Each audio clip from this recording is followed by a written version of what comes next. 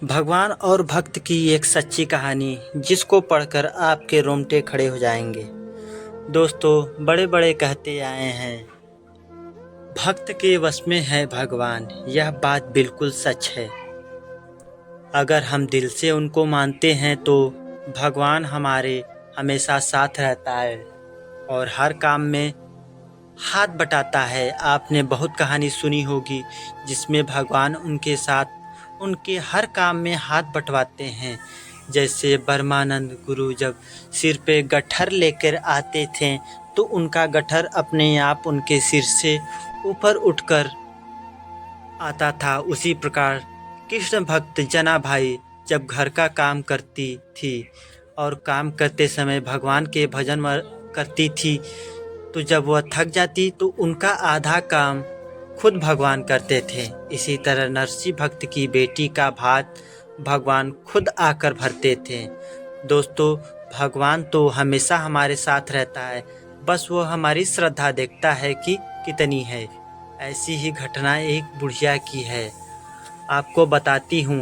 एक बुढ़िया गुरु गोरखनाथ के दर्शन करने आती है। जाते टाइम एक दुकानदार की दुकान से वह गुरु गोरखनाथ की मूर्ति चुरा लेती है। जब वह मूर्ति चुराकर थोड़ी दूर चलती है तो उसकी आत्मा उसे कोसती है और वह आगे चल नहीं पाती। वह वापस दुकानदार के पास जाती है और कहती है, बेटा मुझे माफ़ कर दो, मैंने तेरी दुकान से यह मूर्ति चुरा ली थी, मुझे कोई भी सज़ा दो पर मुझे माफ़ कर दो। दुकानदार कहता है, तुम मेरी माँ के समान हो, मैं तुम्हें क्या सज़ा दे सकता हूँ। सज़ा देने वाले तो गुरु महाराज हैं। जब तुम यह मूर्ति चुरा कर ले गई थी तो तुम्हारा बटवा यही रह गया था जिसमें 2000 रुपये थे। उसकी कृपा हो तो कोई किसी का कुछ नहीं बिगाड़ सकता। उसके बाद बूढ़ी माँ कहती है, मैं ये पैसे तुझसे नहीं लूँगी, ये पैसे तेरे हैं। मुझे आज मेरे गुरुजी मिल गए हैं। वह बहुत खुश होती है और घर चली जाती है। वह हर रोज़ खाना खाने से पहले गुरु गोरखनाथ को खाना खिलाती है, नहलाती है, कपड़े बदलती है, हर रोज़ ऐसे ही पूजा करती है।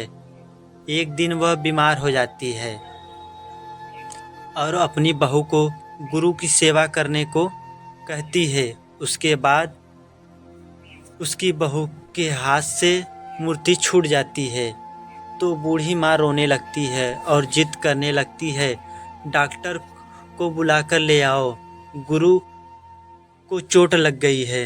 जब वह बहुत समझाने के बाद भी नहीं मानती है तो उसका वहम खत्म करने के लिए उसका बेटा डॉक्टर को बुला लाता है। डॉक्टर आता है और जब वह उसका वहम मिटाने के लिए मशीन लगाकर देखता है तो मूर्ति का दिल धड़कने लगता है। डॉक्टर बहुत घबरा जाता है और बार बार मशीन लगाकर देखता है, तब भी ऐसे ही धक धक की आवाज़ आती है।